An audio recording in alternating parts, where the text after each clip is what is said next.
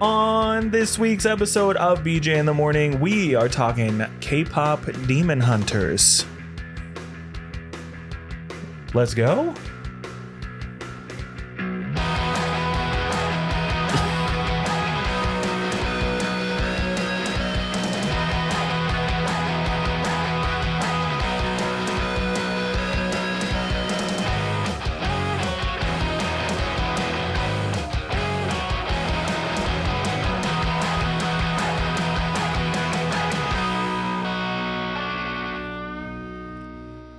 Welcome back to BJ in the Morning, your favorite dirty name podcast with even dirtier takes on movies, TV, and pop culture. My name is Brendan. And I'm Juan.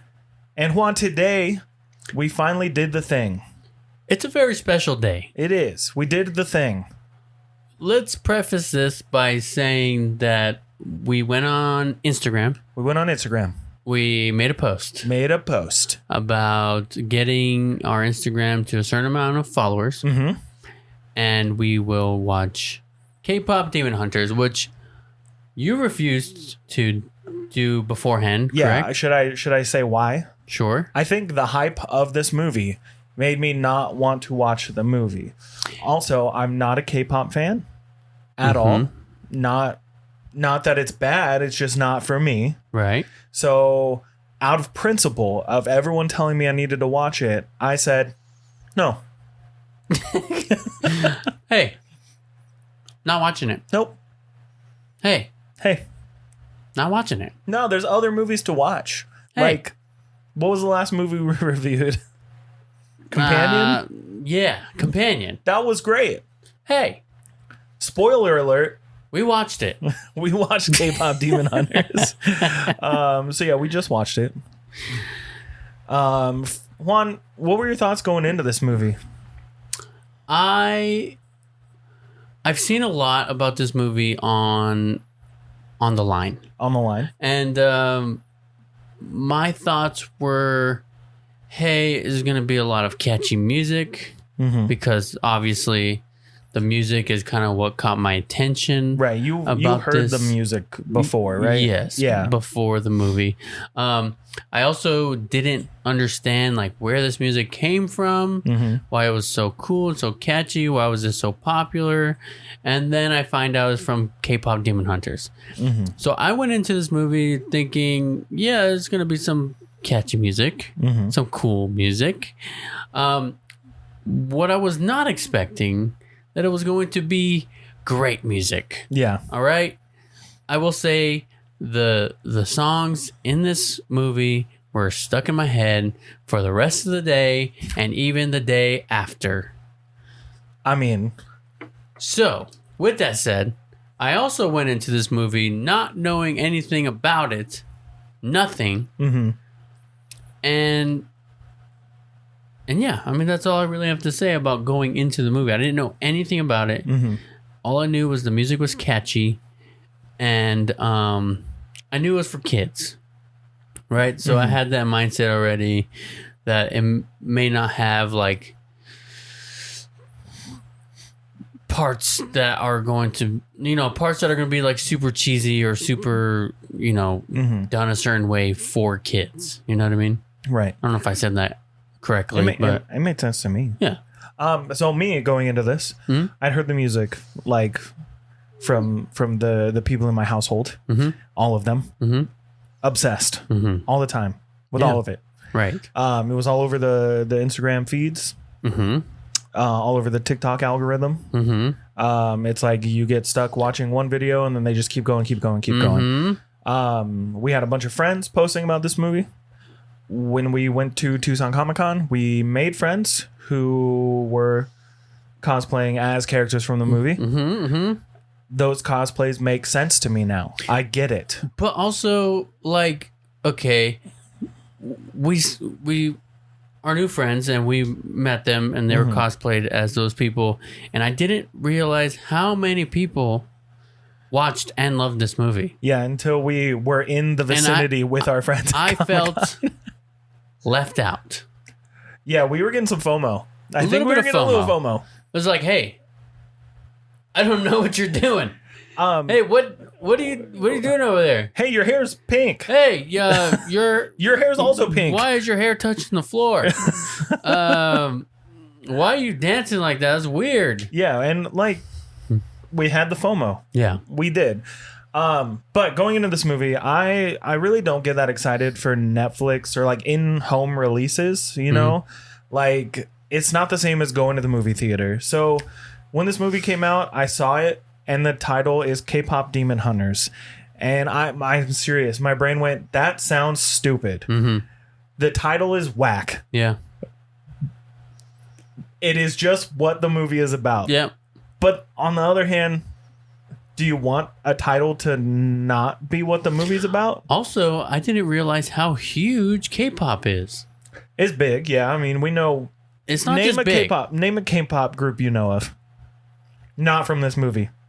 Not from this movie? Yeah. Like not Huntrix? Is that not what you're saying? Yeah. Not Huntrix, not Soulja Boys, not Twice, who are on the album. Oh, man. Twice I followed like months ago. They don't count anymore, though. Dang it. Another one. What about like BTS, right? There's the big one. Right. Sure. The big one. The one. That blew up and everyone knows them now. But like, seriously, it's just, we weren't in that style of music, especially going into this. Yeah. But anyways, this home release of this movie did not speak to me the way that a movie in a theater goes. You know what doesn't make sense to me is like, why wouldn't I like K-pop? You know what I mean? Yeah. I like NSYNC. I love NSYNC. I've loved NSYNC since I was a kid. Backstreet Boys. Yeah. Boys to Men. Boys to Men. 98 Degrees. Men's to Boys. 98 Degrees. I said that. O-Town. O-Town. Hell yeah. O-Town. You never heard of that one? I know. It's just funny. It's an old one. It's a deep pick. It's a deep New deep Kids dive. on the Block. New Kids on the Block. Marky Mark and the Funky Bunch. That was the next one. I was like, Marky Mark.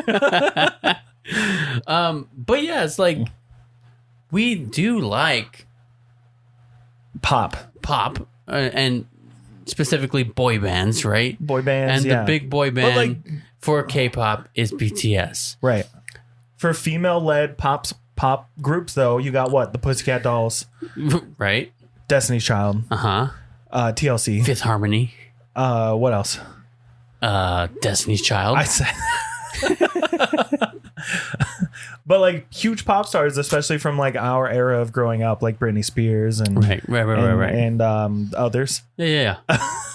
I don't know. I think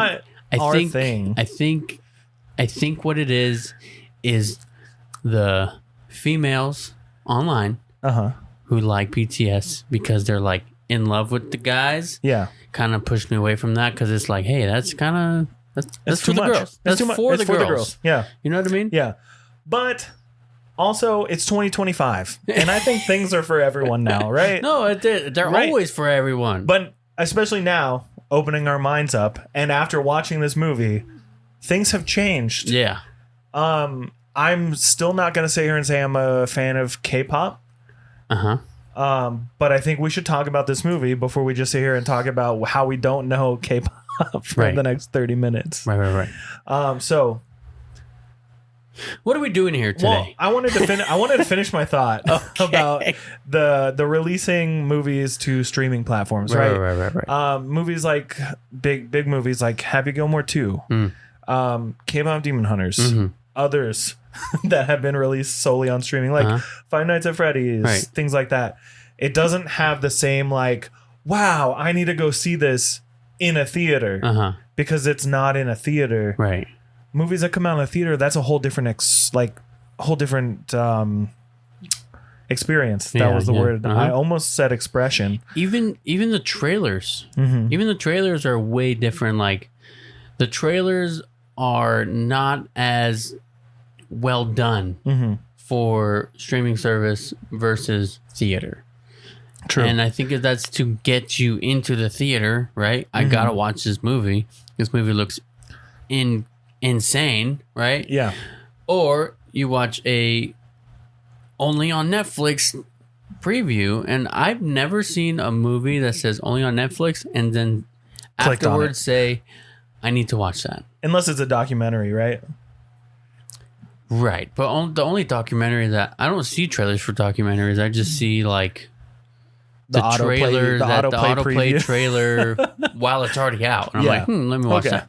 But yeah, I think not having a theatrical release made this movie not as important on my list of movies to watch. Sure. But then, like 2 months after the movie came out, they put it in theaters, which another spark lit the fire. The movie got more popular, right? Yeah. Tickets sold out in almost every theater. Really? I didn't know that. They only showed it for one day. Maybe two. I did not know that. I think it was one weekend. Okay. But yeah, it was a sing-along version, so it had the lyrics up on the screen and everything. Cool. Which is cool. I wouldn't have wanted to see it that way. I would have rather seen it as a movie. But shut up! Stop singing. I'm trying to pay attention, especially for your first time when you're in a group of people who are huge fans. Yeah. Side quest, real fast. The last time I saw Scott Pilgrim in theaters, it was at the Loft Cinema, and it was packed. Mm-hmm. I love that movie. Mm-hmm. I can quote every word. I can sing all the songs. But going to a theater and having everyone else do the same thing while you're not doing it, obnoxious. Right. Really turned me off from seeing cult favorites in a theater, you know. But I had to go. Understood.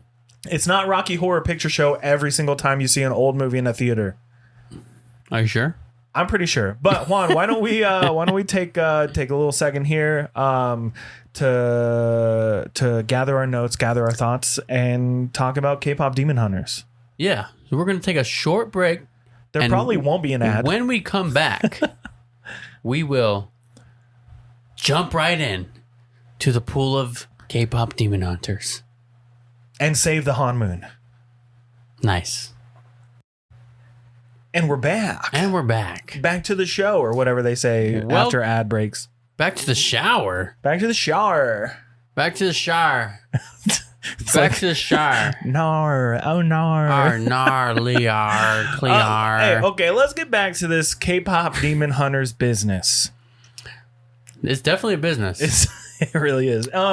So, Juan, we watched the movie. We watched it together. We know we have listened to the songs. Mm-hmm. I want to start out before we actually get into the movie review. I want to ask you, what song has been stuck in your head since we watched the movie? The Soda Pop song. Soda Pop? Yeah. Okay. I don't know the words. You're like, yeah. And then it's like,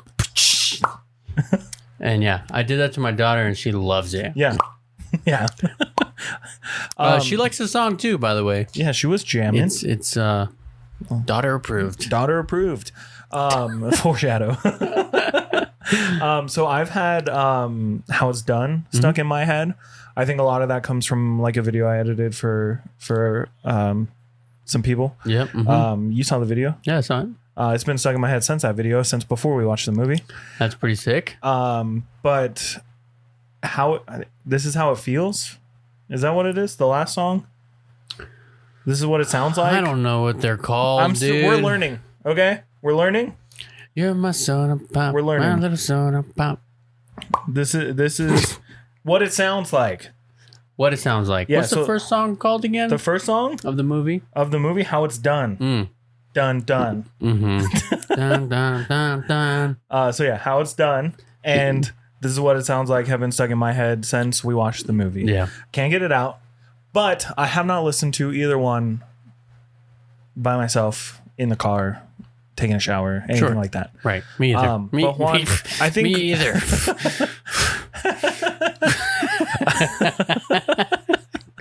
But Juan, I think we've nervous laughter on a little asterisk. Yeah. Okay, so Juan, we've led these people on long enough. We have not gotten to the meat and potatoes. The meat salad of our episode. That sounds bad. I don't want to say that ever again. Juan, Brendan, who's going first? I think you should go first because you have your Letterboxd review. Yes, so I did write this review on Letterboxd the second the credits started rolling. Mm-hmm. You had to stop me so I could look up and watch the voice actors singing the song. Hey. Hey. And I can tell you exactly where that moment was in my super long ass Letterboxd review. So here we go. Let's go. I'm not going to read you the stars just like normal. I'm going to save that for the end. I am not a K-pop fan. I think we've established that already. But I am a fan of Sony Animation Studios. So I watched this movie solely for us to do a podcast episode on. I think the hype of this movie comes from the music and the way the animators brought the story to life. Period. Full stop. That's the end of my review. No. 3 stars. I'm going to say some controversial things real quick. I think the story is formulaic, and every twist I was able to clock 10 to 30 minutes before it actually happened. The story follows the typical romance, best friend, monster in the house type story. It is Romeo and Juliet. Retold. The beats are all the same, from the fun and games at the beginning to the all is lost moments at the end. The story is predictable and doesn't offer much that other movies haven't offered in the past. That being said, the animation alone makes this movie stand out among the best animated movies from other studios, and the mouse needs to take notes on not only blending 3D animation and 2D animation, but also, in all caps, how to write female characters. Rumi, Mira, and Zoe all felt like actual human beings with actual emotions and actual quirks. They are silly, fierce, and totally badass. The Saja boys have few distinct characteristics other than hair, abs, and the main one, who honestly doesn't stand out much in this bright and colorful world. I think his redemption felt lackluster among the girls, especially Rumi, who is the main character. Mm-hmm. Their relationship feels like it progresses at a reasonable pace. However, Mira and Zoe have clashing personalities that shouldn't have worked as well as they did. But all 3 of the girls work so well together, it makes me wonder why it took so long for someone to write interesting animated characters like them. I want to know more about them and their personalities, and for me, Zoe was a standout for being relatable and funny, but completely badass in every single song. Mm-hmm. The music is another standout moment. As someone who never understood K-pop, this movie was a great introduction to the genre. While I don't see myself diving any deeper, these songs are catchy, fun, and engaging, and the way they play out in the movie feels great. I wish we had more variety of songs, but at least there was not a bad song in this movie. All of them stand out for their own reasons, and they are all bangers.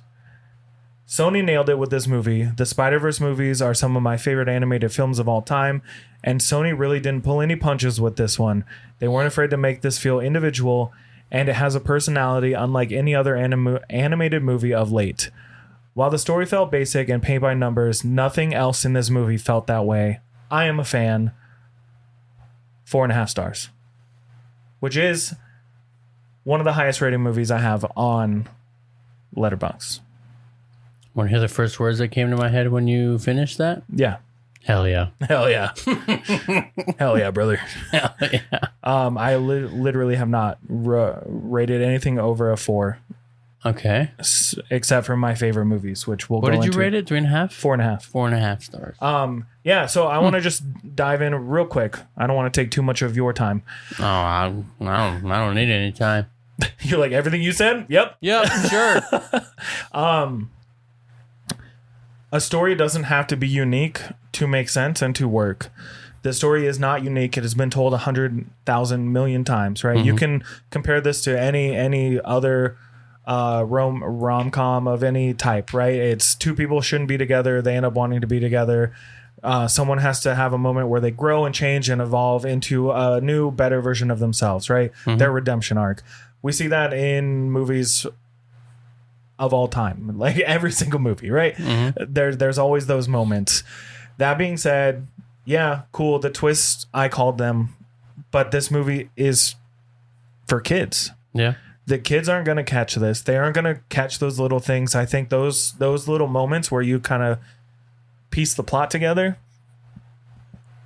that's what we're gonna see as people who not only have made movies in the past but studied films and have really like spent a majority of our lives breaking down movies.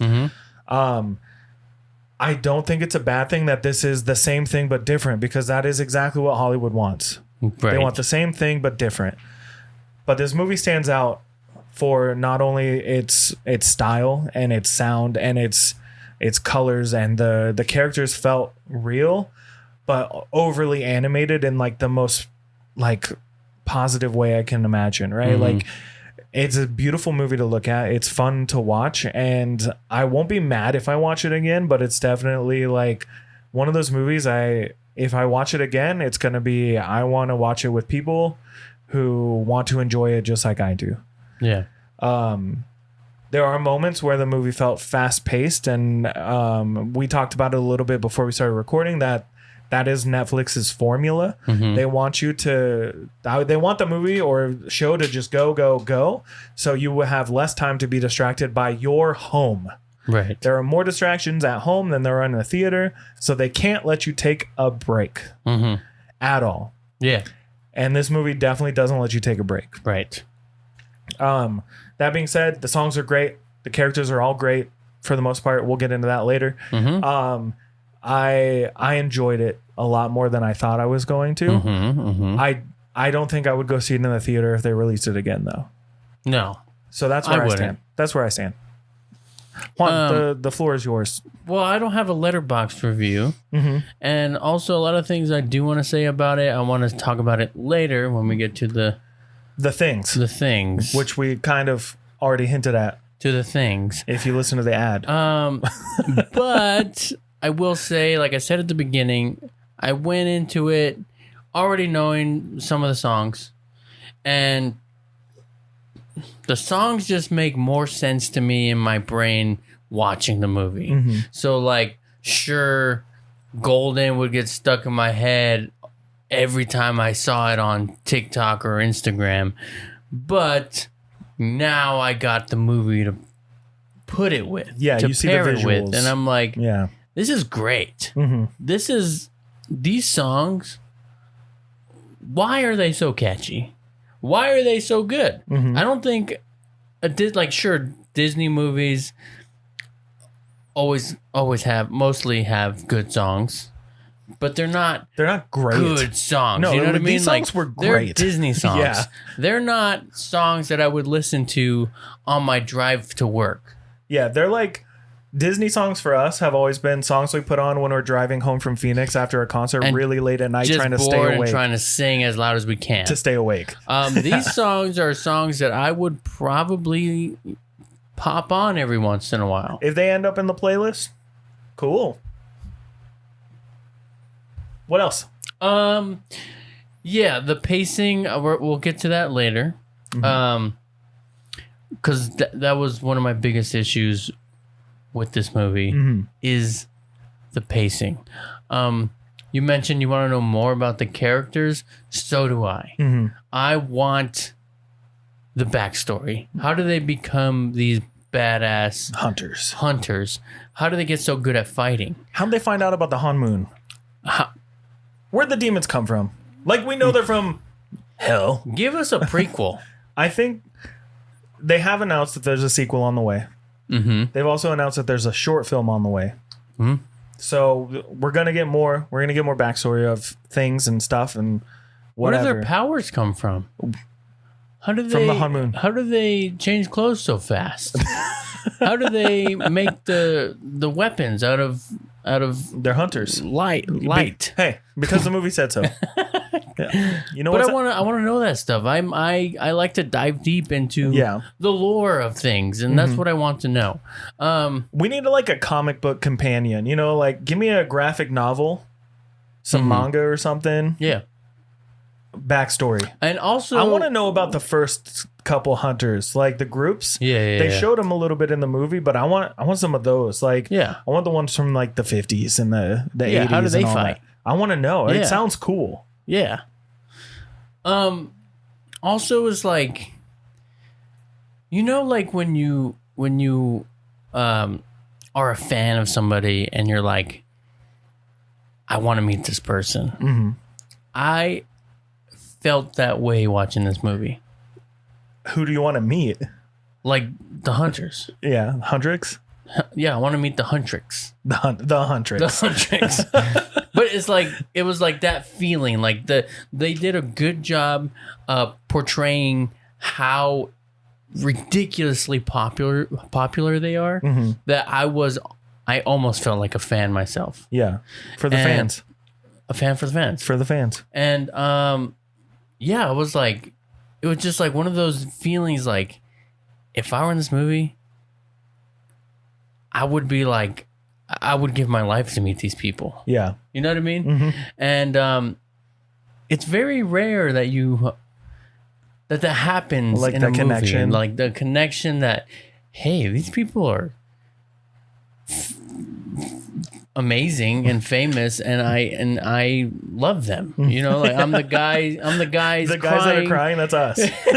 I'm the guys crying at the beginning of the movie. Yeah.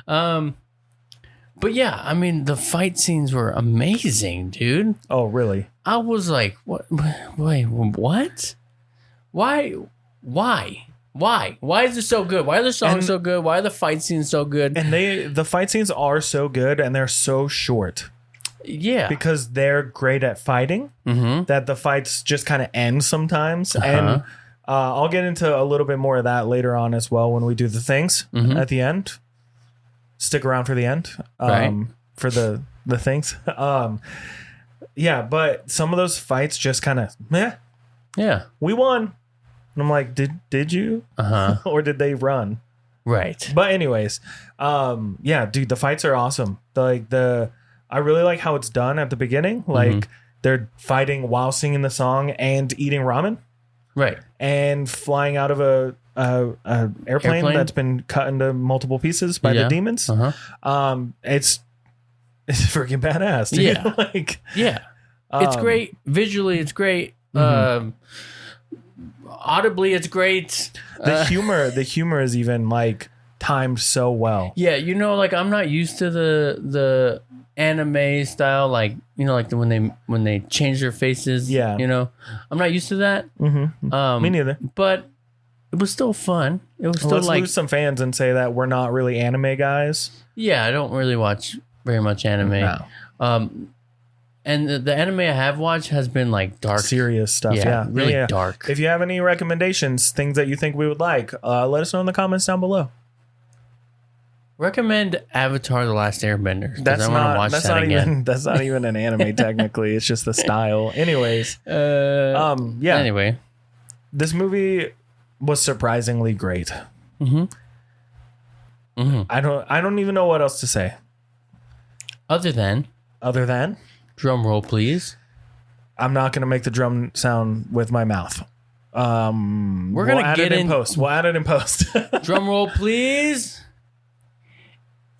It's time for. Are we saying it together? Sure. Okay.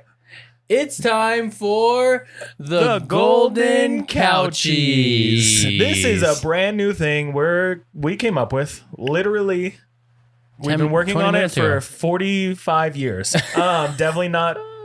It's an idea that we had that finally came to fruition, and we're releasing it for this movie. Yeah.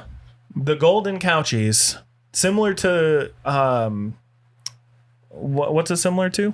The Golden Globes? Nah, it's better than that. What's the other one? The Emmys? No, that's music. The Golden Globes? You already said that. The Oscars? The Oscars. It's similar to none of those because these are made up and they don't really matter. But I don't know if you saw the ad at the beginning explaining like our intro for the Golden. Saw it. Should we play it again? So yeah, the Golden Couchies. These are awards that we will be giving out to movies that we review going forward. We have a list of awards, and not all awards will go to every movie, and not every movie will get all awards. Very well said, my friend. I thought I did a great job. Juan, we have 10 prestigious, however you want to say it. Prestigious. We have 10 awards that we can give out. Salmon. caramel. Caramel, caramel. Tomatoes, tomatoes. Potatoes. Potatoes. It's potatoes. We have 10 awards that we can give out to certain movies. We decide while watching or right after watching or right before recording the awards that this movie will get. Mm-hmm. So, since this is the first time, let's break down the awards that movies can receive. Starting with number 1. Take it away, Juan. The Table Lamp Award. The Table Lamp Award. The Table Lamp Award is for the character who showed up, did absolutely nothing, and vanished like they were never there. Yeah. That's that award. The next one has some backstory. So let's just say the title, the Pre-Christmas Socks Award.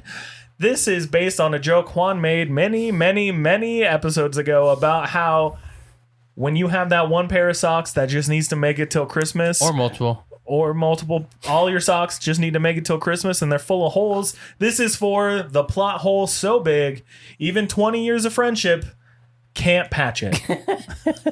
Pre-Christmas socks. Number 3. Number 3 is the Wait What Award. Yeah, wait, what? For the scene that made us both look at each other like, huh? Huh? Number 4, the Goosebump Award. No, It's not spooky stuff. It's for the one scene that actually gave us chills, and not just because the AC was cranked. Mm-hmm. Next. Number 5. Number 5. The WTF CGI Award. This one's for the computer effects that look like someone's nephew made them on Windows 98. Mm-hmm. Like us making Flash animation videos on Microsoft Paint. Right. Number 6. The Michael Bay Boom Award. We forgot to change the title again because we came up with 6 different ones, but it's the Michael Bay Boom Award. Woo! For the moment with the biggest explosion, loudest chaos, and most unnecessary slow-mo shots. Mm-hmm. Mm-hmm. Number 7. The wallpaper pick. I like this one. From one frame so pretty we'd actually hang in our living rooms, or at least set it as our group chat background. Yeah, because iOS updated and you can change the backgrounds on text messages now. Number 8, the bathroom break pass. For the scene so skippable, even best friends wouldn't pause it for each other because you can just skip it. And the final 2. Should I read the last one first? I feel like I should. Yeah, read that one. The Grounded Forever Award. Ooh. For the movie so bad it is getting grounded as a kid. It's like getting grounded. For the movie so bad it's like getting grounded as a kid. You sit through it once, swear you'll never do it again, and definitely don't want a sequel. These are the films we'd happily erase from the movie night forever. And the most prestigious award. Drum roll. That's long enough. The Mother Approved Award. This is for the movie that passes the ultimate BJ in the Morning test. It's fun, it's solid, and it's so rewatchable, we'd even recommend it to our moms.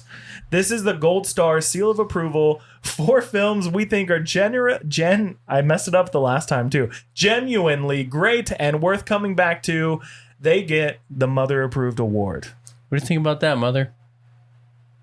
Great. So like we said, we are not giving every award to every movie unless it absolutely deserves most of them. Mm-hmm. But we have some for this movie. So Juan, do you want to start it or should I start it? You want me to give the first award? Juan, I think we both have the same award for one of these. So should we, for our first ever granted award, should we do it together? Sure. You know which one we're talking about? Right. I don't have it in the same order.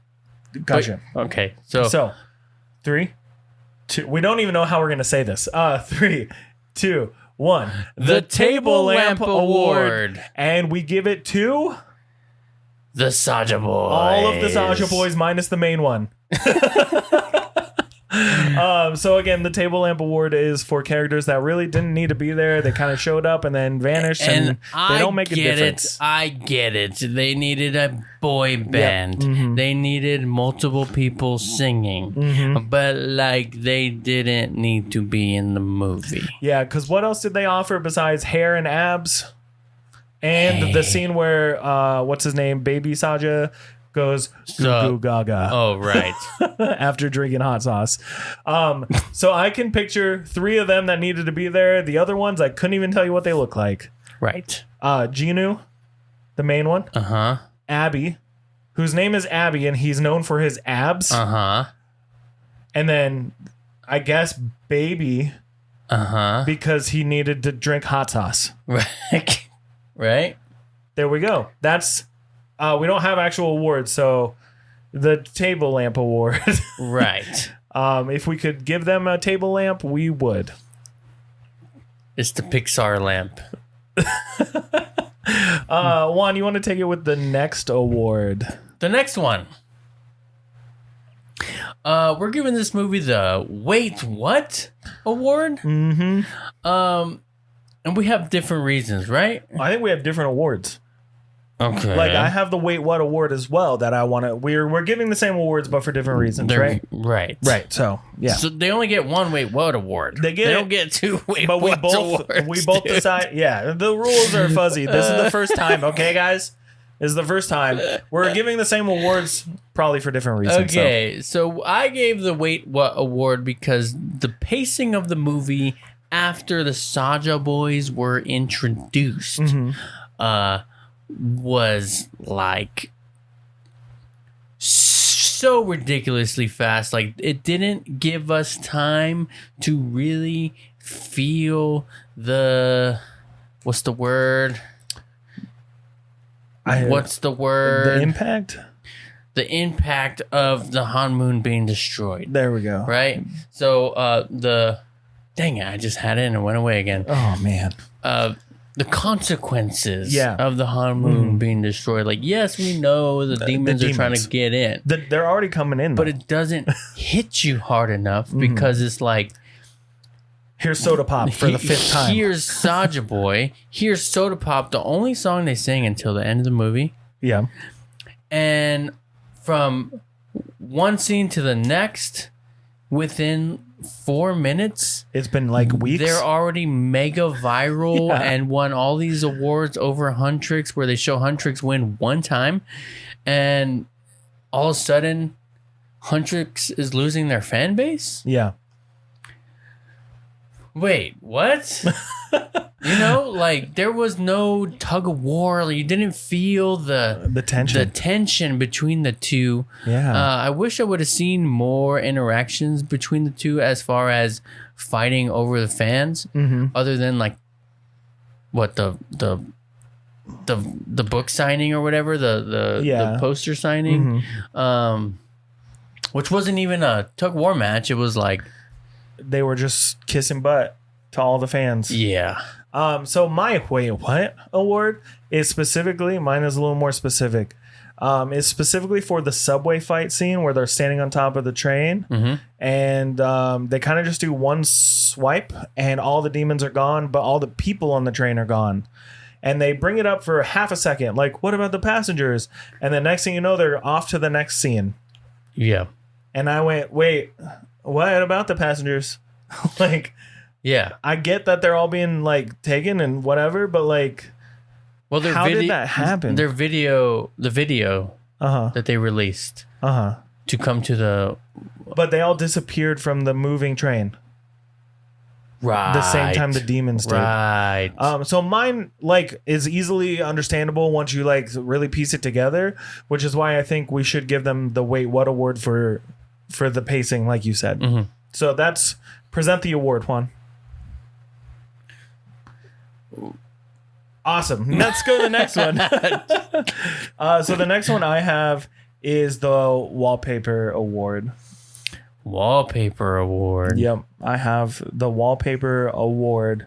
I have that written down too. Well, yeah, because we picked the same one. But so you only get one. You only get one? Wait, what? Wait, what? So I think mine is probably a lot different than yours.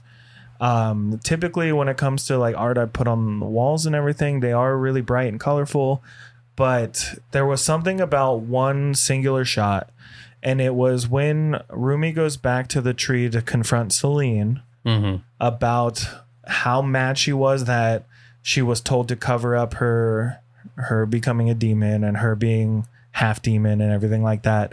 Spoiler alert.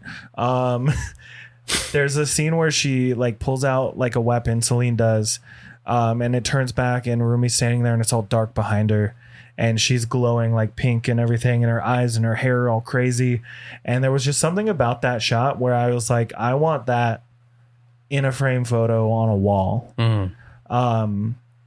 There was just something crazy about it. My runner up though is when the Saja Boys are singing Soda Pop for the first time in the square, and everything turns like cartoony, and it's super bright and super colorful. Like their magic goes across the entire square, and everything's changing for a more colorful thing. But I think that moment though, like when she's confronting her at the end, was such a pivotal moment for her character and her journey that it literally got me, and I was like, this is beautiful. Beautiful. Yep. Very well said, my friend. Thank you. My wallpaper award is when they jump out of the airplane. Yeah. They're falling down.